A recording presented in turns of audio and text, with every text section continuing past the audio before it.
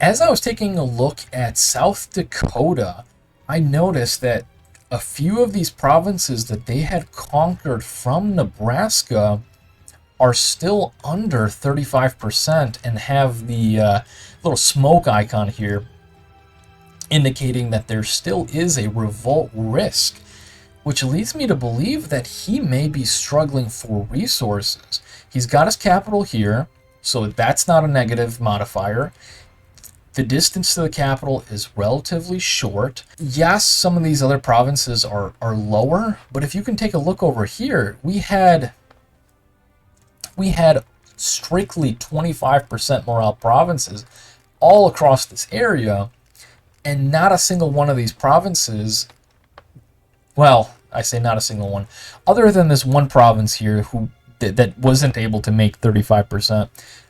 All the other ones are 35%. This one we just took, so it's not at 35 yet. So to me, this indicates that he's missing something. He's got food. He's definitely got plenty of it. He's got materials. He may be struggling for energy. He's got 2 core energy provinces, which isn't a lot. He was able to acquire a third, which certainly would help, but he must have just ran out.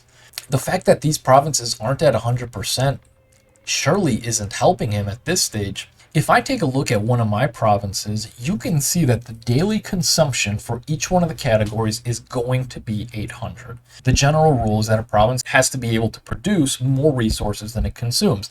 It can't produce all 3 types of resources, but of the resource that it can, it has to produce at least 2400. So that sweet spot is between, I believe, like 60 to 70% morale, where the province is able to pay for itself, plus you have the additional cash. If he's not able to even get the morale into that 60-70% range, especially for the newly acquired territories, he's in a tough position. If a province is able to produce 3,000, let's even round that up to 3,200 just to make the calculation a little bit easier here. One oil province is able to support the energy needs of 4 other provinces. And you can replace this with coal or gas. One of those provinces is the province itself. So he can support 3 additional provinces. If I take a look at this, you have a coal here, it's able to support an additional 3. You have an oil here, support 3. You have this oil here, and it's not at 100%, and we're rounding up here. So the situation's even worse. You throw an additional 3 provinces, he's out of luck. There's no other way around it. He may not be as big of a threat as I thought originally. If I look at his buildings, and I won't look at Nebraska since that was built by the AI, he seems to build everywhere. I mean, I assume there's a workshop here. I assume there's another barracks here. I assume he's got one of everything here, a recruiting office, a fort, a barracks, and a workshop. He doesn't appear to be making the best use of his resources, which certainly helps explain why he might be running a rather significant deficit.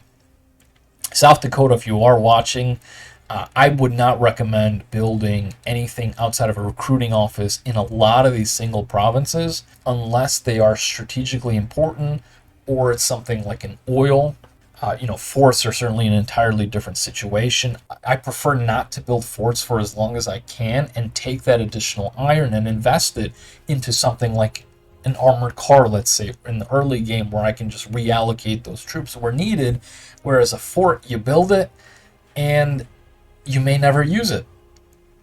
We built a lot of fortifications here since these were key provinces, and we never really had a chance to use them. So, pros and cons.